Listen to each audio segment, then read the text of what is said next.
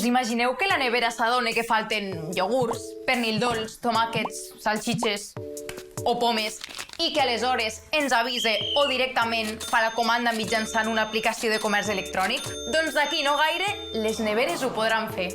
Sabeu què és la internet de les coses? Ara us ho explico.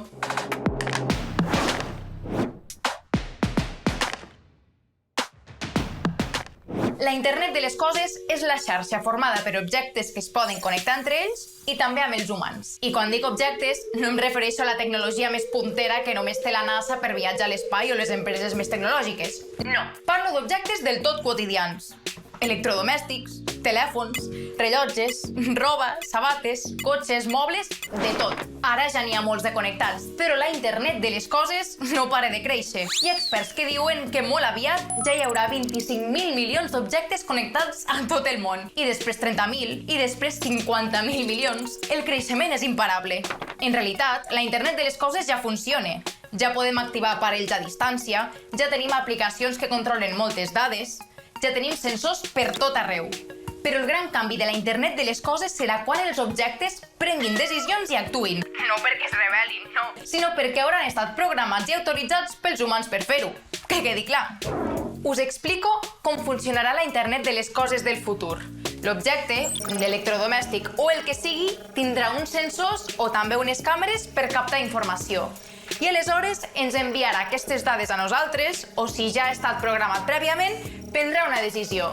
És el que us he explicat que faria la nevera. O uns altres exemples. Un semàfor es posarà verd o vermell en funció de si veu que hi ha trànsit o no.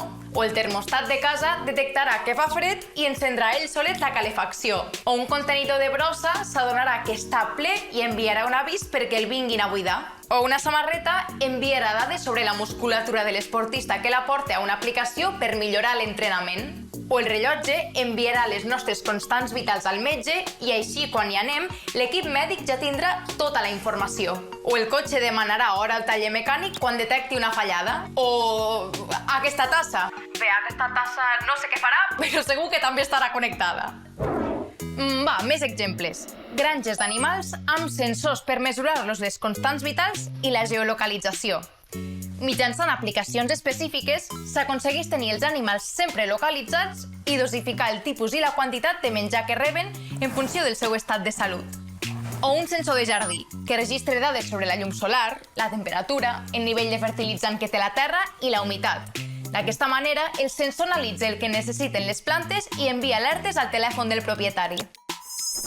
Us estic inundant amb exemples. Sabeu per què?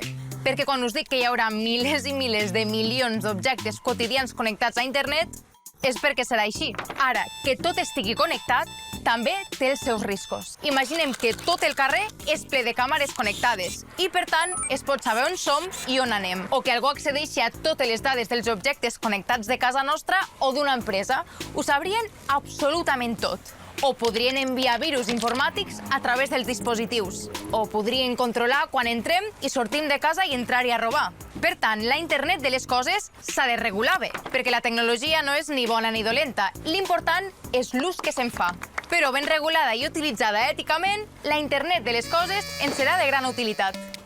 De moment, els cotxes encara són conduïts per humans, però d'aquí uns anys arribaran els cotxes autònoms. Aquests vehicles són un exemple perfecte del que serà la internet de les coses. Hauran d'estar connectats permanentment amb tot el que hi hagi al seu voltant per evitar accidents i seguir la ruta correcta. Semàfors, senyals de trànsit, altres vehicles... Tots els objectes es parlaran els uns amb els altres, si es pot dir així. Benvinguts a l'Smart World. Benvinguts al món intel·ligent. Benvinguts a la internet de les coses.